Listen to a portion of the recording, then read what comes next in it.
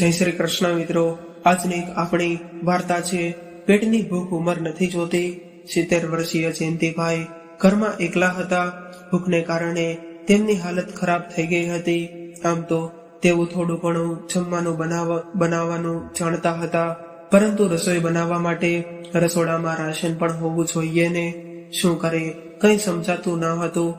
આખરે તેમણે પોતાના એકના એક દીકરા મનીષને ફોન કર્યો।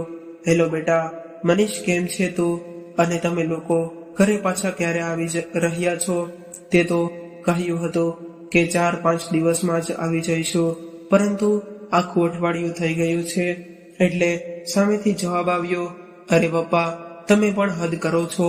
માણસ ક્યાં જાય તો 2-4 દિવસ ઉપર નીચે થઈ જ જાય ને। હમણાં અમારો આવવાનો કોઈ પ્લાનિંગ નથી। આ રવિવારે સંધ્યાની નાની બહેન એટલે કે મારી સાળી આવવાની છે, તેની સગાઈ છે, એટલે હવે અમે લોકો તેની સગાઈ પછી જ આવી શકીશું। ઓછામાં ઓછું હજુ 1 અઠવાડિયું તો થઈ જ જશે। આ સાંભળીને જયંતિભાઈ બોલ્યા, પરંતુ બેટા, આટલા દિવસો હું અહીં કેવી રીતે રહી શકીશ? ઘરમાં જે રાશન હતું હવે તો તે બધું ખતમ થઈ ગયું છે। આજ સવારથી મેં કંઈ પણ ખાધું નથી, અને પૈસા પણ ક્યાં છે મારી પાસે કે કંઈક ખરીદીને લઈ આવવું? બેટા, હવે તો ભૂખ સહન નથી થઈ રહી। એવું લાગી રહ્યું છે જાણે મારો જીવ નીકળી જશે। એટલું કહેતા જયંતિભાઈનો અવાજ ગળગોળો થવા ગયો। એટલે તેમના દીકરા મનીષે કહ્યું, કમાલ કરો છો પપ્પા, તમે પણ આટલું બધું રાશન તો રાખીને આવી હતી તમારી વહુ તમારા માટે। આટલું જલ્દી તમે બધું ખતમ કઈ રીતે કરી નાખ્યું? એટલે જયંતિભાઈ હેરાનીથી બોલ્યા, અરે ના બેટા, મુશ્કેલીથી 4-5 દિવસનું જ રાશન પડ્યું હતું, જે ખતમ થઈ ગયું છે। એટલે મનીષ બોલ્યો, હવે જે કંઈ પણ હોય, પરંતુ અમારું આવવું અત્યારે તો સંભવ નથી થઈ શકે એમ। અમારે સગાઈ માટેની ખરીદી કરવા પણ હજી જવાનું છે, અને બધી તૈયારી પણ અમારે જ જોવાની છે। સંધ્યાનો ભાઈ તો કોઈ કામથી વિદેશ ગયો છે, એટલે મારા સસરા સાથે મળીને બધી તૈયારી મારે જ કરવાની છે। અત્યારે તો તમે કરિયાણાવાળા પાસેથી સામાન ઉધાર લઈને કામ ચલાવી લો, જ્યારે હું આવીશ ત્યારે તેનો હિસાબ ચૂકતે કરી નાખીશ। જયંતિભાઈ કંઈક કહેવા જાય તે પહેલા જ તેમને ફોનમાં અવાજ સંભળાયો, મનીષ, ક્યાં રહી ગયા તમે? એટલે મનીષ બોલ્યો, હા, હમણાં આવ્યો। ભલે પપ્પા, હમણાં ઘણા કામ છે મારે, હું ફોન મૂકું છું। એટલું કહીને મનીષે ફોન કાપી નાખ્યો। પરંતુ તેણે જે કંઈ પણ કહ્યું તેના પર જયંતિભાઈને હજી સુધી વિશ્વાસ નહોતો થઈ રહ્યો। વિચારવા લાગ્યા કે જ્યારે આજ દીકરો નાનો હતો અને ઘરમાં રાશન ઓછું પડતું તો અમે લોકો ભૂખ્યા પેટે રહી લેતા, પણ તેને ક્યારેય પણ ભૂખ્યો રહેવા દીધો ન હતો। અને આજે એ જ દીકરો 5 દિવસનું રાશન ઘરમાં રાખીને પોતાના પિતાને એકલા મૂકીને જતો રહ્યો છે, અને ત્યાં પોતાના સાસુ સસરાની ચમચાગીરી કરી રહ્યો છે। કઈ રીતે આટલા બધા બદલાઈ જાય છે સંતાનો કે મા બાપનું હૃદય દર્દ પણ તે દેખાતું નથી। વિચારીને જ જયંતિભાઈની આંખોમાંથી આંસુ નીકળ્યા, પરંતુ પેટની ભૂખ જીવવા પર ક્યાં દઈ રહી હતી। આખરે તેમની પાસેની કરિયાણાની દુકાન પર ગયા અને અચકાતા થોડુંક રાશન ઉધાર આપવા માટે કહ્યું, પરંતુ રાશનવાળાએ ઉધાર આપવાની સાફ મનાઈ કરી દીધી। શરમના માર્યા જયંતિભાઈ પાછા પોતાના ઘરે આવી ગયા, પરંતુ હવે શું કરે એ તેમને સમજાતું ન હતું। બેઠા જ તેમને કંઈક વિચાર આવ્યો, અને તેઓ જલ્દીથી ઘરને તાળું મારીને ઘરની બાજુમાં આવેલા મંદિરમાં જતા રહ્યા। જોયું તો મંદિરમાં પ્રસાદ વિતરણ થઈ રહ્યો હતો। જયંતિભાઈએ એક પથરાળામાં પ્રસાદ લીધો અને મંદિરના પ્રાંગણમાં જ બેસીને ખાવા લાગ્યા, અને પેટની ભૂખ શાંત કરીને થોડી વારમાં ત્યાં જ બેઠા રહ્યા અને વિચારવા લાગ્યા કે આખરે આવી રીતે ક્યાં સુધી ગુજારો થશે। છોકરાઓએ તો આવવામાં તો હજી 1 અઠવાડિયું બાકી છે।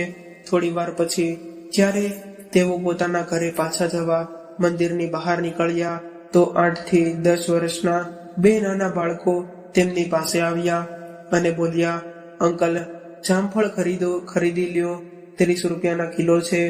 એમને જોઈને જયંતિભાઈના મનમાં કંઈક વિચાર આવ્યો અને બોલ્યા, બેટા, આ જામફળ તમે ક્યાંથી લઈ આવો છો?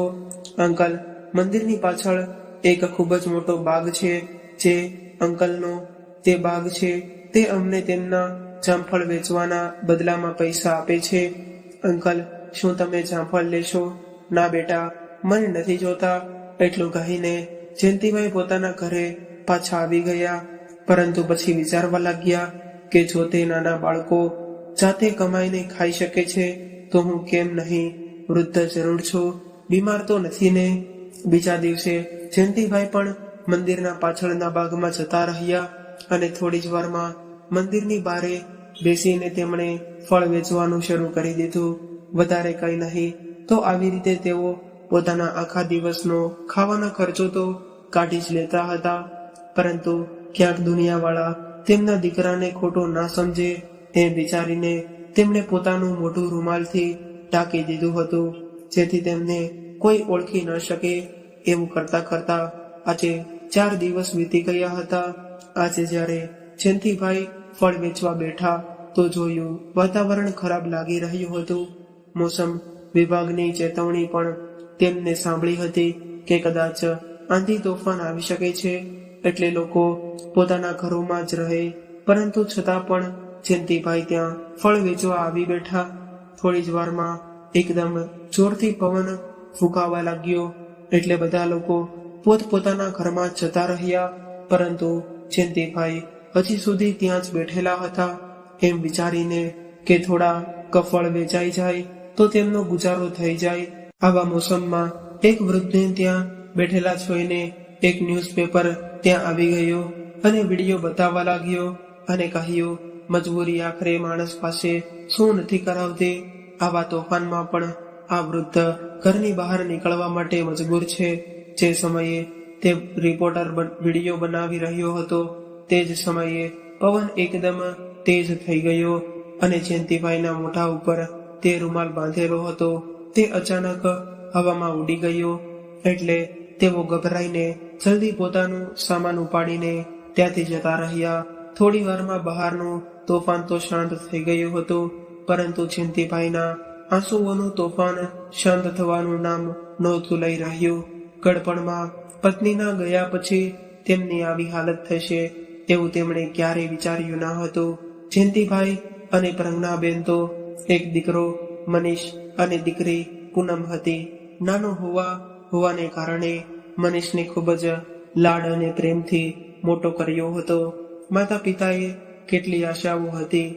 તેમને પોતાના દીકરાથી ભણાવવામાં હોશિયાર હતો, એટલે ઉચ્ચ શિક્ષણ માટે જયંતિભાઈએ તેનું કોલેજનું એડમિશન દિલ્હીમાં કરાવ્યું અને દીકરી માટે એક સારો સંબંધ જોઈને લગ્ન કરાવી નાખ્યા.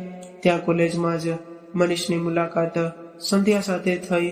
જોવામાં કોઈને પણ ગમી જાય તેવો મનીષ સંધ્યાને તો પહેલી જ નજરમાં ગમી ગયો હતો. ધીરે ધીરે તે બંને ખૂબ જ સારા મિત્રો બની ગયા હતા. કોલેજ પાસ કર્યા પછી તરત જ મનીષને એક ખૂબ જ સારી નોકરી મળી ગઈ. પરંતુ હવે પ્રજ્ઞાબેન ખૂબ જ વધારે બીમાર રહેવા લાગ્યા હતા. એટલા માટે જયંતિભાઈએ મનીષ માટે છોકરી શોધવાનું શરૂ કરી દીધું, જેથી હવે આવીને ઘર સંભાળી લે. ત્યારે મનીષે જણાવ્યું કે તેને સંધ્યા ગમે છે. આ સાંભળીને જયંતિભાઈ ખૂબ જ ખુશ થઈ ગયા. પરંતુ પછી ખબર પડી કે સંધ્યાના પિતા ખૂબ જ ધનવાન વ્યક્તિ છે. જયંતિભાઈ અને તેમના પત્ની કોઈ રૂપિયાવાળાની દીકરીને પોતાના ઘરની વહુ બનાવીને લઈ આવવા નહોતા માંગતા. તેમને તો એવી જ છોકરી જોતી હતી જે તેમના ઘરમાં આવીને સારી રીતે હળીમળી જાય. પરંતુ સંધ્યા અને મનીષે એકબીજાને જીવનસાથી બનાવવાનું નક્કી કરી લીધું હતું અને સંધ્યાના પિતા તેની હરેક વાત માનતા હતા. મનીષની જીદને કારણે માતા પિતાની ઈચ્છા ન હોવા છતાં પણ તે બંનેના લગ્ન માટે હા પડાવી પડી અને લગ્નના 1 મહિના સુધી તો મનીષ અને સંધ્યા હરવા ફરવામાં અને શોપિંગ કરવામાં મસ્ત હતા. તેના પછી પણ સંધ્યા ઘણી વખત બહેનપણીઓ સાથે ફરવા નીકળી જતી અથવા તો પોતાની બહેનપણીઓને ઘરે બોલાવીને તેમની સાથે કીટી પાર્ટી કરતી અને નાચતી ગાતી, પરંતુ ધાર્મિક પ્રવૃત્તિવાળા પ્રજ્ઞાબેનને આ બધું જરાય ગમતું ન હતું. એટલે એક દિવસ તેમણે કહી દીધું, બેટા, સારા ઘરની વહુઓ અને દીકરીઓને આ બધું શોભા નથી આપતું. આટલી વાત સાંભળવાની વાર હતી કે સંધ્યાએ ઘરમાં તાંડવ મચાવી દીધું અને પોતાના પતિને સ્પષ્ટ કહી દીધું કે તેની જિંદગીમાં કોઈની પણ દખલ અંદાજી હોય તે હું જરાય સહન નહીં કરું. મનીષે પોતાના માતા પિતાને સમજાવી દીધું કે તેઓ સંધ્યાને રોકટોક ન કરે, અને વહુના આ રંગ જોઈને પ્રભાબેન અને જયંતિભાઈ સ્તબ્ધ રહી ગયા. ધીરે ધીરે પ્રજ્ઞાબેનની હાલત વધારે બગડવા લાગી અને એક દિવસ તેઓ જયંતિભાઈને આ ક્રૂર દુનિયામાં એકલા મૂકીને જતા રહ્યા. જયંતિભાઈની દીકરી પૂનમ ક્યારેક ક્યારેક પોતાના પિતાને મળવા આવી જતી, જેથી તેમની એકલતા કંઈક અંશે ઓછી થઈ શકે. પરંતુ સંધ્યાને પોતાની નણંદ જરાય ગમતી ન હતી. સમય પોતાની ગતિથી ચાલતો હતો અને લગભગ 2 વર્ષ પછી સંધ્યા અને મનીષનું બાળક પણ આ દુનિયામાં આવ્યું. જ્યારે તેમનો દીકરો 5 વર્ષનો થયો તો તેમણે એક ખૂબ જ મોટી પાર્ટી રાખી. પાર્ટીના 2 દિવસ પહેલા જ સંધ્યાના પિયરવાળા તેના ઘરે પહોંચી ગયા. મનીષની બહેન પૂનમ પણ ખૂબ જ ઉત્સાહ સાથે તે પાર્ટીમાં હાજર થઈ. હવે સંધ્યાએ પોતાની મા સાથે મળીને પોતાની નણંદ વિરુદ્ધ એક યોજના કરી. પાર્ટીના બીજા દિવસે જ્યારે પૂનમ પોતાના ઘરે જવા માટે તૈયાર થઈ તે સમયે સંધ્યાએ રાડારાડી કરી મૂકી કે તેની મમ્મીના સોનાના પાટલા ખોવાઈ ગયા છે. એવું કહેતા તેણે પહેલા તો જ્યાં ત્યાં પાટલા શોધવાની દેખાવ કર્યો અને પછી બધાની સામે પોતાના નણંદના થેલાની પણ ચકાસણી કરવા લાગી. અને કપડાની વચ્ચે પોતાની મમ્મીના પાટલા જોઈને તેણે તો ઘરમાં તોફાન ઊભું કરી નાખ્યું. જુઓ મનીષ, તમારી બેન આ કારનામાં આજ સુધી આટલા મોંઘા પાટલા ક્યારેય જોયા નહીં હોય ને જોતા જ તે હતા તો માંગી લે, પરંતુ આવી રીતે ચોરી કરવાની છી. મનીષે પણ પોતાની પત્નીની વાત પર વિશ્વાસ કરી લીધો. આ જોઈને પૂનમ સ્તબ્ધ થઈ બનીને ઊભી રહી ગઈ અને આંખોમાંથી આંસુ વહેતા તે દિવસે પોતાના સાસરે ગઈ. એટલે ફરી ક્યારેય તે પાછી આવી જ નહીં. પરંતુ જતા જતા તેણે સંધ્યાને એટલું જરૂર કહ્યું, ભગવાનથી ડરજો.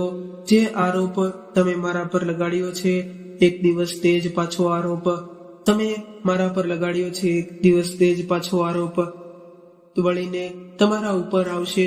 આટલું કહીને તે રડતી રડતી પોતાના ઘરે જતી રહી. દીકરી પણ ચોરીનો આરોપ લાગ્યો તે આઘાત જયંતિભાઈએ સહન નહોતો કરી શકતા. તેમની દીકરીએ પણ ત્યાં આવવાનું બંધ કરી દીધું હતું. ક્યારેક ક્યારેક ફોન કરીને પિતાના હાલચાલ પૂછી લેતી. ધીરે ધીરે તેમની તબિયત પણ થોડીક ખરાબ રહેવા લાગી. એક દિવસ સંધ્યાને તેના મમ્મી પપ્પાનો ફોન આવ્યો અને કહ્યું, સંધ્યા બેટા, તારી નાની બહેન માટે એક સારી જગ્યાએ વાત ચાલી રહી છે. અમને તો બધું બરાબર લાગી રહ્યું છે. એક વખત તમે લોકો પણ આવીને જોઈ લો. પણ આમ પણ અત્યારે ઉનાળાનું વેકેશન ચાલી રહ્યું છે. આવે તો થોડા દિવસો અહીં રોકાઈ જાજો. આ વિષયમાં જ્યારે સંધ્યાએ મનીષ સાથે વાત કરી તો મનીષે કહ્યું, જો આપણે થોડા દિવસો માટે ત્યાં જતા રહીશું તો અહીં પપ્પા એકલા કઈ રીતે રહેશે. આ વાત પર સંધ્યા ગરમ થઈ ગઈ. હવે શું દરેક જગ્યાએ તમારા પપ્પાને પોતાની સાથે લઈ જાઓ? એટલે મનીષ બોલ્યો, અરે મેં એવું ક્યાં કહ્યું, પરંતુ તું જો કામવાળા બેન પણ 1 મહિના માટે છુટ્ટી પર લઈને પોતાના ગામડે ગયા છે તો પાછળથી પપ્પા કેવી રીતે રહેશે? તેમના માટે જમવાનું કોણ બનાવશે? એટલે સંધ્યા બોલી, અચ્છા, આજે પોતાના પપ્પા માટે ખૂબ જ પ્રેમ ઉભરાઈ આવ્યો છે. તમારા મનમાં મારી તો તમને બિલકુલ ચિંતા છે જ નહીં. અને આમ પણ રોટલી બનાવતા તો તેમને આવડે જ છે ને. ખરે જ્યારે આટલા દિવસો જિંદગી એકલા વિતાવી લીધી તો આગળ પણ વિતાવી લઈશું. અને કંઈ નહીં તો પોતાના માટે 2 રોટલી તો હું બનાવી જ શકું છું ને. એટલું કહેતા કહેતા જયંતિભાઈનો અવાજ ગળગળો થઈ ગયો. થોડી વાર વાતચીત કરીને તેમના મિત્ર પોતાના ઘરે જતા રહ્યા. પરંતુ જયંતિભાઈના દિમાગમાં હજુ સુધી બીટુએ કહેલી વાત ફરી રહી હતી. બીજા દિવસે સવારમાં જ્યારે તે વોકિંગ કરીને ઘરે પાછા આવ્યા તો આંગણામાં બેસીને પોતાના દીકરાના બહાર આવવાની રાહ જોવા લાગ્યા. તેમની બહુ સંધ્યા આવી તો જયંતિભાઈ બોલ્યા, અરે બેટા, મનીષ તો તૈયાર થઈ ગયો કે નહીં? હજુ સુધી બહાર કેમ ન આવ્યો? શું ઓફિસ નથી જવાનું? એટલે સંધ્યા મોઢું બગાડતા બોલી, કેમ, હવે શું કામ પડી ગયું કે એમના વિશે પૂછી રહ્યા છો? જરૂર કંઈક ને કંઈક વસ્તુની જરૂરત હશે એટલે એમની રાહ જોઈ રહ્યા છો. તમને તો 1 મિનિટ પણ શાંતિ નથી. ક્યારેક તેમને આરામથી રહેવા દો. વહુની તીખી વાતો સાંભળીને જયંતિભાઈ ચૂપચાપ બેસી ગયા. એટલી વારમાં મનીષ તૈયાર થઈને બહાર આવ્યો અને બોલ્યો, અરે સંધ્યા, મને ઓફિસ જવામાં થોડું મોડું થઈ રહ્યું છે. જલ્દીથી મને નાસ્તો આપી દે. ઠીક છે, લાવું છું. એટલું કહીને સંધ્યા રસોડામાં જતી રહી એટલે જયંતિભાઈ પોતાના દીકરાની પાસે આવ્યા અને બોલ્યા, બેટા, મારા પેન્શનના રૂપિયા લઈ આવ્યો છો શું? જો લઈ આવ્યો હોય તો થોડા રૂપિયા મને પણ આપી દે. મને આ બિલકુલ સારું નથી લાગતું કે પોતાના રૂપિયા હોવા છતાં પણ હું સંધ્યા અથવા તો તારી પાસે હાથ ફેલાવી રહ્યો છું. એટલે મનીષ બોલ્યો, પણ પપ્પા, અમે તમને કોઈક વાતની કમી થવા નથી દીધી કે હાથ ફેલાવાની નોબત આવે. તમારી દરેક જરૂરિયાતો અમે પૂરી કરીએ છીએ અને આમ પણ મારો પગાર અને તમારું પેન્શન હું સંધ્યાના હાથમાં આપી દઉં છું. જ્યારે ઘર તેને ચલાવવાનું છે તો રૂપિયા પણ તેના હાથમાં જ હોવા જોઈએ ને. છતાં પણ જો તમારે થોડા રૂપિયા જોતા હોય તો તમે તેની પાસે માંગી શકો છો ને. આ વાત સાંભળીને જયંતિભાઈ ચૂપ રહી ગયા અને ફરી કંઈક વિચારીને બોલ્યા, અચ્છા બેટા, એક વાત તો કહે કે શું તમે લોકો ક્યાંય બહાર જવાના છો? હજી જયંતિભાઈએ એટલું જ પૂછ્યું હતું કે સંધ્યા રસોડામાંથી બહાર આવી અને બોલી, લ્યો, હજી આપણો પ્રોગ્રામ નક્કી થયો નથી કે તમારા પપ્પાની જાસૂસી શરૂ થઈ ગઈ. હું નહોતી કહેતી કે તમારા પપ્પા આપણી દરેક વાત દરવાજા પર કાન લગાડીને સાંભળે છે. આ ઘરમાં આપણી બિલકુલ પ્રાઇવસી છે જ નહીં. એટલે મનીષ બોલ્યો, પપ્પા, તમારે આવું તો ન કરવું જોઈએ. પોતાના દીકરા અને વહુની વાતો તમે છુપાઈને સાંભળો છો. મને તમારી પાસે આવી આશા ન હતી. ત્યારે જયંતિભાઈ બોલ્યા, પરંતુ બેટા, મેં તમારા લોકોની કોઈ વાત સાંભળી જ નથી. શું તમે પોતાના મા બાપ ઉપર આટલો પણ ભરોસો નથી? અને આમ પણ આ વાત તો તમે બીટુએ કહી હતી કે તે નાનીના ઘરે જઈ રહ્યો છે એટલા માટે હું તારી પાસેથી થોડા રૂપિયા માંગી રહ્યો હતો કે ક્યારેક કંઈક ખરીદવાની ઈચ્છા થઈ જાય તો થોડા રૂપિયા મારી પાસે પણ હોવા જોઈએ. ત્યારે મનીષ વાતને બદલતા બોલ્યો, હા તો ઠીક છે ને, બાળક છે તો તમને કહી દીધું હશે. અને હા પપ્પા, અમે 5-6 દિવસ માટે કંઈક કામથી સંધ્યાના પિયર જઈ રહ્યા છીએ. તેના મમ્મી પપ્પાએ બોલાવ્યા છે. આ સાંભળીને જયંતિભાઈ બોલ્યા, પણ બેટા, 1-2 દિવસની વાત હોત તો કોઈ વાંધો ન હતો, પરંતુ 5-6 દિવસ હું અહીં એકલો કેવી રીતે રહીશ? ત્યારે સંધ્યા ગુસ્સામાં બોલી, બસ, આપણે ક્યાંક જવાની વાત કરી નથી કે તે શરૂ થઈ ગયા. તમારા પપ્પા, આખરે તમે શું ઈચ્છો છો? શું આખી જિંદગી અમે તમારી સેવામાં જ કાઢી નાખીએ? શું મારા મમ્મી પપ્પાનું કોઈ મહત્વ નથી કે પછી અમારી પોતાની કોઈ લાઈફ છે કે નહીં? અમે પરમ દિવસે સવારમાં જવાના છીએ, એ નક્કી થઈ ગયું છે. એમ કહીને સંધ્યા પણ પગ પછાડીને રસોડામાં જતી રહી અને મનીષ પોતાની નોકરી પર જતો રહ્યો. નાસ્તો કર્યા પછી સંધ્યાએ હંમેશાની જેમ જયંતિભાઈ પાસે ઘરની સાફ સફાઈ કરાવડાવી અને પછી શાક સુધારવા માટે આપી દીધું અને પોતે શોપિંગ કરવા માટે બજારમાં જતી રહી.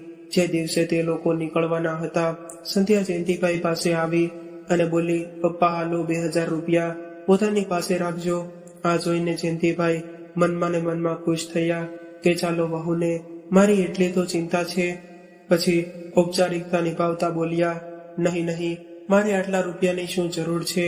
એટલે સંધ્યાએ કહ્યું, અરે આ રૂપિયા હું તમને હરવા ફરવા માટે કે ફાલતુની ચીજો પર ખર્ચવા માટે નથી આપી રહી. કાલે મહિનાની 1 તારીખ છે. છાપાવાળો, કેબલવાળો, ઇસ્ત્રીવાળો બધા કાલે રૂપિયા લેવા આવશે, તો એમને આપી દેજો. ઘરમાં જેટલું રાશન પડ્યું છે એટલું તમારા માટે ઘણું છે. ફળ અને શાકભાજી ખરીદવાની તો તમારે જરૂર જ છે નહીં, અને તમારી દવાઓ અમે પહેલેથી જ રાખી દીધી છે. એનાથી વધારે મને નથી લાગતું કે તમારે રૂપિયાની જરૂર પડશે. જયંતિભાઈએ ચૂપચાપ હકારમાં માથું હલાવી દીધું અને તે લોકો પોતાની ગાડીમાં બેસીને જતા રહ્યા. 1 અઠવાડિયું વીતી ગયા પછી જ્યારે તેમના દીકરાએ તેમના સમાચાર પણ પૂછ્યા નહીં, એટલે થાકી હારીને જયંતિભાઈ પોતાનું પેટ ભરવા માટે ફળ વેચવાનું કામ કરવું પડ્યું. ભૂતકાળ વિશે વિચારતા વિચારતા જયંતિભાઈ વર્તમાનમાં ત્યારે આવ્યા જ્યારે તેમના ફોનની રિંગ વાગી. તેમની દીકરી પૂનમનો ફોન હતો. હેલો પપ્પા, કેમ છો તમે? વહાલ સોઈ દીકરીનો અવાજ સાંભળીને જયંતિભાઈનું મન ભરાઈ આવ્યું. પછી પોતાને સંભાળતા બોલ્યા, હું ઠીક છું દીકરી. તારો ભાઈ અને ભાભી થોડા દિવસો માટે તારી ભાભીના પિયરે ગયા છે. આ સાંભળીને પૂનમ બોલી, શું થોડા દિવસો માટે તો તમે ત્યાં એકલા કઈ રીતે રહો છો? જમવાનું શું કરો છો? અને બાકી કામ તે બધું કોણ કરે છે? દીકરીની ચિંતા જોઈને જયંતિભાઈ રૂંધાયેલા અવાજમાં બોલ્યા, અરે બેટા, તું મારી ચિંતા શું કામ કરે છે? તારી મમ્મીના ગયા પછી રોટલી બનાવવાનું, વાસણ ઉટકવાના અને સાફ સફાઈ કરવાનું બધું જ હું શીખી ગયો છું. અને પોતાના માટે થઈને 2 રોટલી બનાવવામાં શું વાંધો છે? આ વાત સાંભળતા જ પૂનમની આંખોમાંથી આંસુ નીકળ્યા.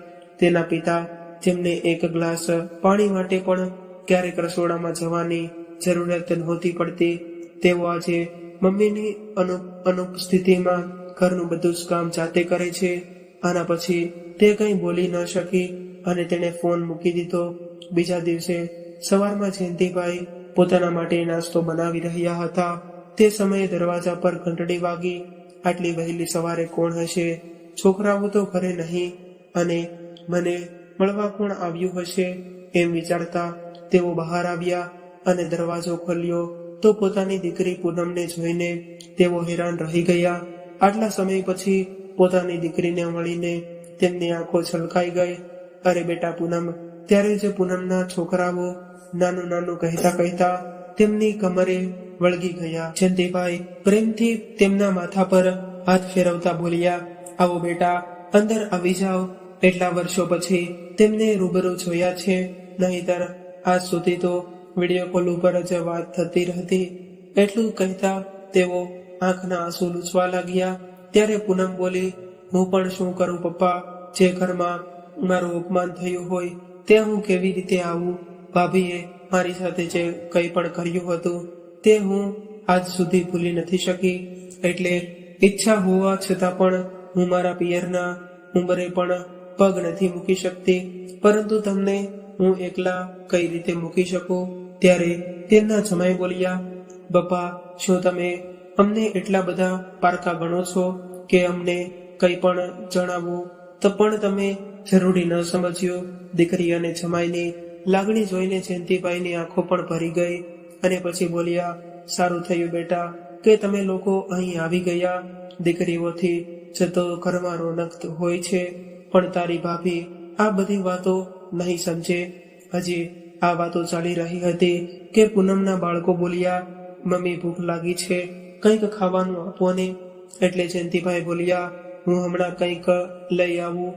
આટલું કહીને તેઓ રસોડામાં ગયા અને નાસ્તો શોધવા લાગ્યા, પરંતુ તેમને ત્યાં કંઈ પણ મળ્યું નહીં, કેમ કે સંધ્યા પહેલેથી જ બિસ્કિટ, ફરસી પૂરી અને બાકીના બધા નાસ્તા કબાટમાં મૂકીને લોક લગાવીને ગઈ હતી.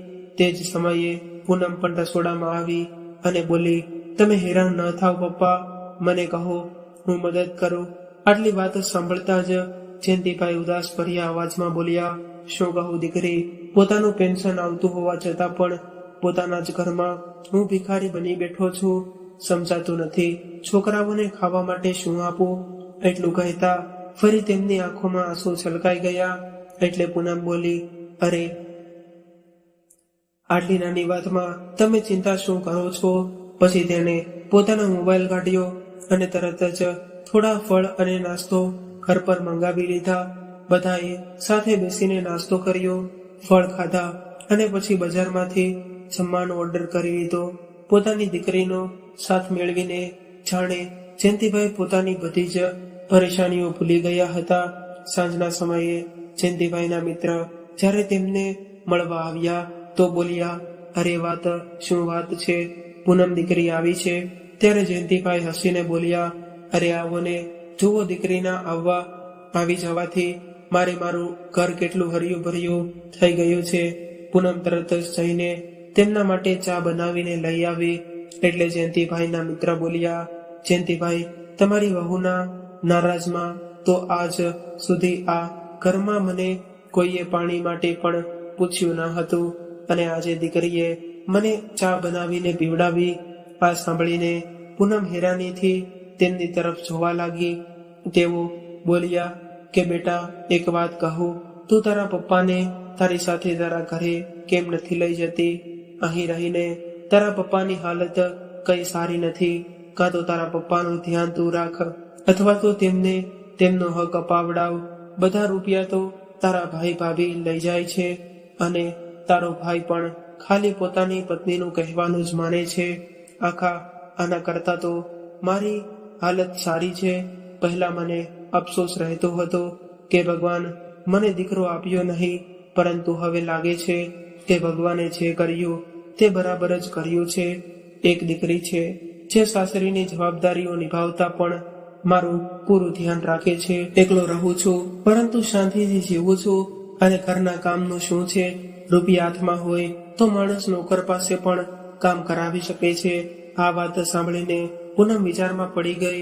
અહીં નાનીના ઘરે મનીષનો દીકરો બીટુ જ્યારે મોબાઈલ જોઈ રહ્યો હતો તો બેઠા બેઠા જ રાડ પાડી, અરે દાદુ જુઓ, મમ્મી આ તો દાદુ છે. પણ સંધ્યા એ કઈ ધ્યાન દીધું નહીં. એટલે બીટુ ફરીવાર બોલ્યો, મમ્મી મેં હમણાં મોબાઈલ પર દાદુને જોયા. એટલે સંધ્યા બોલી, અચ્છા બતાવ તો ક્યાં જોયા? એટલે બીટુએ મોબાઈલમાં એક વિડીયો ચાલુ કર્યો. આ એ જ વિડીયો હતો જે આંધી તોફાનને સમયે પેલા લોકલ ન્યૂઝ રિપોર્ટરે બનાવ્યો હતો, જેમાં જયંતિભાઈ ફળ વેચતા દેખાઈ રહ્યા હતા. વિડીયોના કેપ્શનમાં લખેલું હતું, આખરે મજબૂરી માણસ પાસે શું નથી કરાવતી, પેટની ભૂખ ઉંમર નથી જોતી. આ વિડીયો જોઈને સંધ્યાના હોશ ઉડી ગયા અને પછી તેણે મનીષને વિડીયો બતાવ્યો અને કહ્યું, આ જુઓ, તમારા બાપા આપણી પીઠ પાછળ આખા જગતમાં આપણી બદનામી કરી રહ્યા છે ને આપણે તેમની માટે શું નથી કર્યું. મનીષને તો પોતાની આંખો પર વિશ્વાસ નહોતો થઈ રહ્યો. તેણે કહ્યું, ના ના, મારા પપ્પા ના હોઈ શકે. ઠીક છે, હમણાં ખબર પડી જશે. હું હમણાં તમારા પપ્પાને ફોન કરું છું અને પૂછું છું. એવું કહેતા સંધ્યાએ જયંતિભાઈને ફોન લગાડ્યો. પપ્પા, આ શું નાટક કરી રહ્યા છો તમે? શું કામે આખા શહેરમાં અમારી બદનામી કરી રહ્યા છો?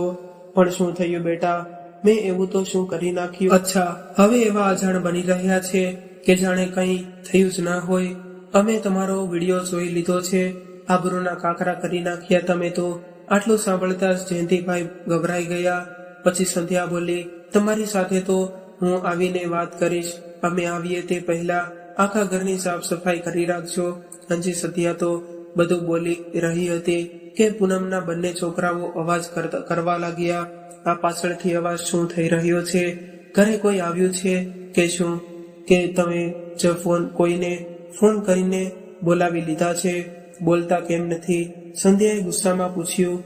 એટલે અચકાતા જયંતિભાઈ બોલ્યા, બેટા વાત એમ છે કે અરે સરખી રીતે કહો ને. ત્યારે પૂનમ આગળ આવી અને બોલી, મને ફોન આપો પપ્પા, હું વાત કરું. શું થયું ભાભી? હું મારા પપ્પાને મળવા માટે મારા પિયરે આવી તો તેમાં શું મોટી આફત આવી ગઈ? એટલે સંધ્યા બોલી, અચ્છા, પહેલા તો અમે બધા હતા તો પણ તે અમારા ઘરમાંથી ચોરી કરી હતી અને હવે અમારી પીઠ પાછળ અમારા ઘરને લૂંટવા માટે આવી ગઈ છો. કોણે બોલાવી તને? જ્યારે આટલા વર્ષોથી નારાજ થઈને બેઠી છો તો પછી આજે અમારા ઘરે શું કામ આવી? એટલે પૂનમ બોલી, અરે આમાં તમારું ઘર કેમ આ ઘર મારું નથી. જો હું નારાજ થઈ ગઈ હતી તો ખાલી તમારાથી થઈ હતી, તમારા પપ્પાથી નહીં, મારા પપ્પાથી નહીં. અને આમ પણ તમે મારા પિયરે ગયા છો તો ત્યાં શાંતિથી રહો. અહીં વારે વારે ફોન કરવાની જરૂર નથી. પૂનમે આટલું કહ્યું એટલે સંધ્યા ભડકી ગઈ અને બોલી, ફોન તો હવે હું પોલીસને કરીશ. ગઈ વખતે તો મેં તને એમ જ છોડી દીધી હતી, પરંતુ હવે તો હું પોલીસ ફરિયાદ કરીને રહીશ.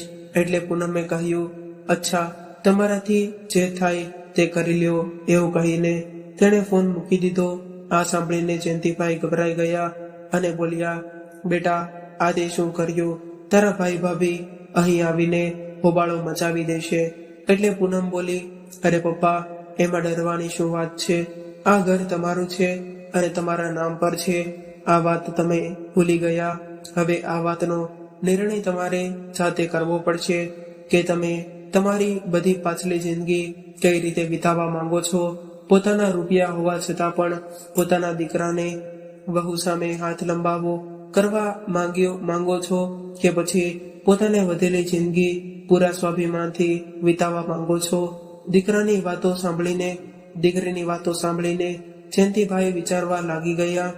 પછી તેમણે પોતાના મિત્ર સાથે મળીને એક વકીલને પોતાના ઘરે બોલાવ્યા અને તેમની સાથે બેસીને આ વિષય પર ચર્ચા કરી. અહીં જ્યારે સંધ્યાએ ફોન પર થયેલી બધી જ વાતો મનીષને જણાવી તો તે બંને જણા બિટ્ટુને લઈને બીજા જ દિવસે ઘરે પાછા આવી ગયા. આવતા જ સંધ્યા પોતાની નણંદ પર વરસી પડી. તારી હિંમત કેવી રીતે થઈ મારી સાથે આવી રીતે વાત કરવાની? નીકળી જા મારા ઘરની બહાર. ત્યારે મનીષ પણ તેની હામાં હા મેળવતા બોલ્યો, હમણાં ને હમણાં પોતાનો સામાન ઉપાડ અને પોતાના છોકરાઓને લઈને પોતાના ઘરે જતી રહે. ત્યારે પૂનમ મુસ્કુરાઈને બોલી, ભાઈ, મને તો લાગ્યું હતું કે ભાભી તો પારકી છે. કમસે કમ તમે તો પપ્પાની તકલીફોને સમજશો, પરંતુ તમે તો પણ તેને પણ 2 ડગલા પાછળ રાખી દીધી. અને રહી વાત અહીંની નીકળવાની, તો આ ઘર મારું પણ છે, મારી પણ આ ઘરમાં ભાગીદારી છે. એ વાત અલગ છે કે મેં આજ સુધી ક્યારેય પોતાનો ભાગ માંગ્યો નથી. આ સાંભળીને સંધ્યા ગુસ્સામાં જેવો જ પોતાની નણંદ પર હાથ ઉપાડવા ગઈ તો જયંતિભાઈ બોલ્યા, ખબરદાર વહુ, જો એક ડગલું પણ મારી દીકરી તરફ વધાર્યું છે તો મારાથી ખરાબ કોઈ નહીં થાય. એટલે સંધ્યા બોલી, અચ્છા, આજે આટલી બધી હિંમત આવી ગઈ. લાગે છે કે દીકરીએ ખૂબ જ ખવડાવ્યું પીવડાવ્યું છે કે અવાજમાં પણ આટલો જોશ આવી ગયો. ત્યારે મનીષનો દીકરો બિટ્ટુ નાસ્તો લઈને બહાર આવ્યો અને બોલ્યો, જો મમ્મી, આટલો બધો સામાન પડ્યો છે રસોડામાં. એટલે સંધ્યાએ કહ્યું, એ બધું તો હું પછી જોઈશ, અત્યારે તો આ બાપ દીકરીને નહીં મૂકું. હમણાં ને હમણાં નીકળી જાઓ મારા ઘરની બહાર. આટલું સાંભળતા જ જયંતિભાઈની ધીરજ તૂટી ગઈ અને તેઓ ગુસ્સો ભરેલા કડક અવાજમાં બોલ્યા, બસ કર સંધ્યા, શરમ વગરની. ના તો તારા મા બાપે તને કઈ સંસ્કાર આપ્યા છે? એટલે જયંતિભાઈએ મનીષના ગાલ પર એક જોરદાર તમાચો મારી દીધો અને બોલ્યા, નાલાયક, પોતાના પરિવારને લઈને હમણાં ને હમણાં મારા ઘરમાંથી બહાર નીકળી જા. એટલે મનીષ બોલ્યો, તમે ગમે તે કરી લ્યો, પણ અમને આ ઘરમાંથી કાઢી ના શકો. તે જ સમયે વકીલ અંદર આવ્યા અને બોલ્યા, કેમ ના નીકળી શકે? આ ઘર આજે પણ તારા પપ્પાના નામે પર છે અને તમે લોકો તો તેમના પેન્શનના રૂપિયા પણ ખાઈ લો છો. આ માટે તો બિલકુલ અન્યાય છે. આ વાત સાંભળીને મનીષ હેરાન રહી ગયો. ત્યારે વકીલ સાહેબે કોર્ટનો કાગળ તેમના હાથમાં પકડાવ્યો અને બોલ્યા, 1 અઠવાડિયાની અંદર તારે આ મકાન ખાલી કરવું પડશે અને આજ સુધી તારા પપ્પાના પેન્શનના જેટલા પણ રૂપિયા તે વાપર્યા છે તે તારે તેમને પાછા આપવા પડશે, નહીતર જેલમાં જવા માટે તૈયાર રહેજે. આ સાંભળતા જ મનીષ અને સંધ્યાનો ચહેરો ફીકો પડી ગયો. તે બંને એકબીજાનું મોઢું જોવા લાગ્યા. પછી મનીષે સંધ્યાને ઈશારો કર્યો અને બંને જયંતિભાઈના પગ પકડીને માફી માંગવા લાગ્યા. પરંતુ જયંતિભાઈએ નક્કી કરી લીધું હતું કે હવે તેઓ કમજોર નહીં પડે. જોરદાર અવાજમાં તેઓ બોલ્યા, આ મગરના આંસુ તું બીજા કોઈને દેખાડજે, હું તારી રગે રગ ઓળખું છું. સાચું કહ્યું હતું તારી દીકરીએ, મારી દીકરીએ, કે મેં આજ સુધી પોતાના માટે અવાજ ઉપાડ્યો જ ન હતો, જેને લીધે તમે લોકોએ મને એક ભિખારીની જિંદગી જીવવા પર મજબૂર કરી નાખ્યો. પરંતુ હવે હું તમારા લોકોનો ચહેરો પણ જોવા નથી માંગતો. નીકળી જાઓ આ ઘરમાંથી. એટલું કહીને તેઓ પોતાના રૂમમાં જતા રહ્યા. 3 દિવસ પછી મનીષ પોતાની પત્ની અને દીકરાને લઈને ઘરમાંથી જતો રહ્યો. હવે જયંતિભાઈએ તે ઘરમાં એકલા રહેતા હતા, પરંતુ તેમની દીકરી પૂનમ ને પોતાના પિતાની ચિંતા હતી, એટલે તેમણે જયંતિભાઈને પોતાની સાથે હાલવાનું કહ્યું. પરંતુ જયંતિભાઈએ તેની સાથે જવાની ના પાડી દીધી અને કહ્યું, બેટા, આ ઘરમાં તારી મમ્મીની યાદો છે અને આમ પણ દીકરીના ઘરે રહેવું આ મા બાપને શોભા ન આપે. એટલે પૂનમે આ વાત ઉકેલવા માટે મકાનની ઉપરના ભાગમાં ભાડુઆત રાખી દીધા અને પોતાના પપ્પાની સાર સંભાળ અને એક નોકર પણ રાખી લીધો, જે આખો દિવસ તેમનું કામ કરતો અને રાત્રે પણ તેમનું ધ્યાન રાખતો. હવે પૂનમ રોજ પોતાના પિતાને ફોન કરતી અને તેમના સમાચાર પૂછતી અને અઠવાડિયામાં એક વખત પોતાના બાળકોને લઈને તેમને મળવા પણ આવી જતી. હવે જયંતિભાઈ પોતાની મરજીથી પોતાની જિંદગી જીવવા લાગ્યા હતા. પોતાના મિત્રની સાથે સવાર સાંજ પાર્કમાં ચાલવા જતા, તો ક્યારેક મંદિરે જતા અને ક્યારેક હરવા ફરવા પણ નીકળી જતા. હવે તો સમય સારી રીતે પસાર થવા લાગ્યો હતો. દીકરા સાથે સંબંધ તોડીને હવે તેમણે પણ પોતાના મનને સમજાવી લીધું હતું. હવે તેમનું જીવન સુખ શાંતિથી પસાર થઈ રહ્યું હતું. પરંતુ અહીં પોતાના પિતા વૃદ્ધા તરફ છોડાયા પછી ભલા તેઓનો દીકરો અને બહુ સુખ શાંતિથી જિંદગી કેવી રીતે ગુજારી શકવાના હતા. મનીષ અને સંધ્યા એક ભાડાના મકાનમાં રહેવા લાગ્યા. પરંતુ હવે પરેશાની એ હતી કે મનીષ પાસે પોતાના પિતાના પેન્શનના રૂપિયા ન હતા અને ઉપરથી ઘરનું ભાડું પણ આપવાનું હતું. આવક 8 અને ખર્ચો રૂપિયાનો. આ હાલતમાં ભલા સંધ્યા કેવી રીતે ગુજારો કરી શકતી હતી?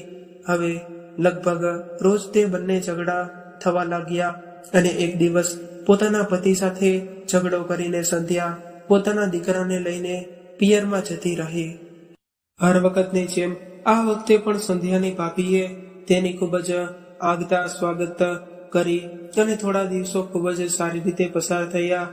પરંતુ ધીમે ધીમે સંધ્યા પોતાની ભાભીની નજરોમાં ખટકાવા લાગી અને ધીરે ધીરે તેનો વ્યવહાર સંધ્યા પ્રત્યે બદલાવા લાગ્યો.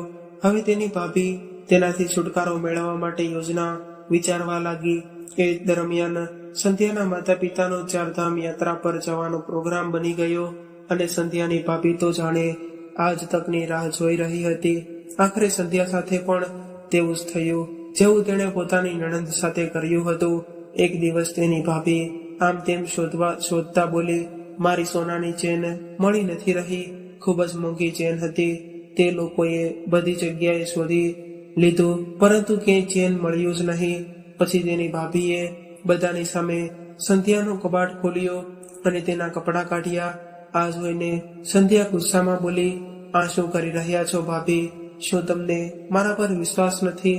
ત્યારે અચાનક કપડાની વચ્ચેથી તેને ભાભીનો ચેન નીકળ્યો. આ જોઈને સંધ્યાના તો હોશ ઉડી ગયા. તેણે પોતાના ભાઈ તરફ આશા ભરેલી નજરે જોયું. ત્યારે તેનો ભાઈ બોલ્યો, સંધ્યા, જો તને કંઈ સમજાતું હતું તો મારી પાસે માંગી લેવું હતું. આવું કરવાની શું જરૂરિયાત હતી? આ સાંભળતા જ સંધ્યાની હાલત એવી થઈ ગઈ કે જાણે કાપો તો લોહી પણ ના નીકળે. આજે તેને એ દ્રશ્ય યાદ આવી ગયું કે જ્યારે વર્ષો પહેલા તેણે પોતાની નણંદ પર ચોરીનો આરોપ લગાડ્યો હતો. આજે સંધ્યાને તેના કરેલા બધા જ પાપોની સજા મળી ગઈ હતી. તેનો હસતો રમતો પરિવાર ફક્ત એક જ ભૂલને કારણે વિખરાઈ ગયો હતો. આજે ના તો તેની પાસે પોતાનું પિયર હતું કે ના તો સાસરું. પિયરના દરવાજા પણ ઊભી સંધ્યા પાસે પસ્તાવા સિવાય હવે કોઈ પણ રસ્તો બચ્યો ન હતો. મિત્રો, આજની આ વાર્તા કેવી લાગી કોમેન્ટ કરીને જણાવજો. ફરી મળીશું આવા જ એક નવા વિડીયો સાથે. ત્યાં સુધી સૌને મારા જય શ્રી કૃષ્ણ.